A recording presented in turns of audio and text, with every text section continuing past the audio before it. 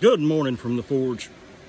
Already been at it this morning and done some smaller blades and some other things that just, I don't know about the rest of you guys out there that make knives, but I hate working with thin steel. I hate making small blades. I can make a big blade just as fast and without nearly as much aggravation, because thin steel, if you're not super careful, will just fold the wrong way, twist the wrong way, bend the wrong way, and then you've got a mess if you're not really careful. So I've got a lot of grinding to do today. Not really looking forward to that, so I need to let some stress out before we do. So I've got a piece of 3/16 here, about a foot long, 1.5 inches wide. Let's just smash it and see what happens. See if we can make something big and nasty. Thanks for watching. Be sure and hit that like and subscribe button. So we'll start off like always by drawing out a point. I already had the end of this bar cut on kind of a rough curve just to make things a little easier, but wasn't quite enough angle, so we're going to put a little more angle in it. Make sure everything's nice and flat and even. And back in the fire. Now we're going to start putting in our reverse curve from the spine toward the edge.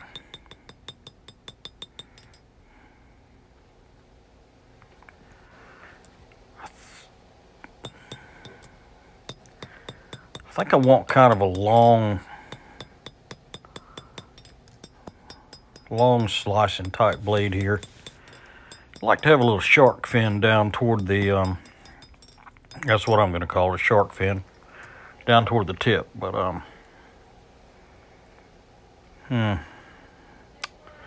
right now I've got to figure out how to mark I've got the handle marked with a center punch, but I can't see my mark. I left my wire brush in the house. There we go, found it. I left my wire brush in the house for the wife to use, and I'm just too lazy to go get it. So now that we've got our handle to blade transition marked, we'll start forging that down a little bit, and I'm going to work on the handle before I actually work on the blade anymore. Knock in the finger well using the horn of the anvil. And that's already given that handle a little bit of a Coke bottle shape. I kind of like that.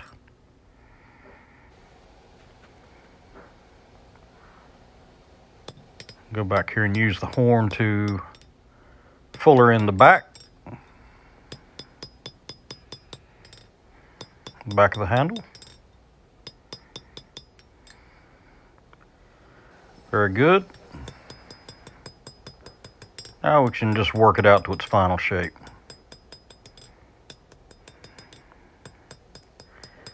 Yeah, I want like a little shark fin right at the tip of this blade.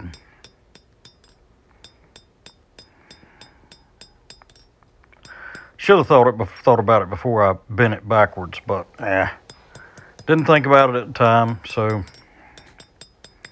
I'll just have to work around it.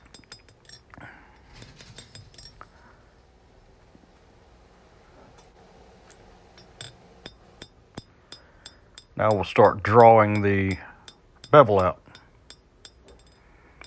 Notice I'm working one side and then the other. I'm pinching the steel between the hammer and the anvil and squeezing it out from the spine down to what's going to be the edge.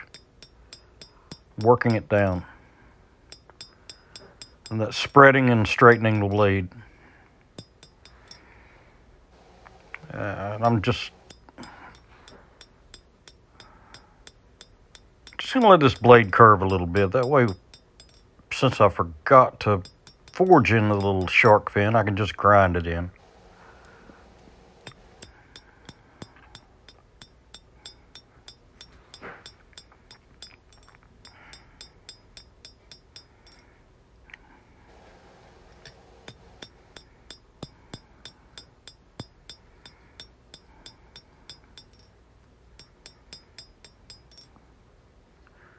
A little bit at a time, trying to be careful.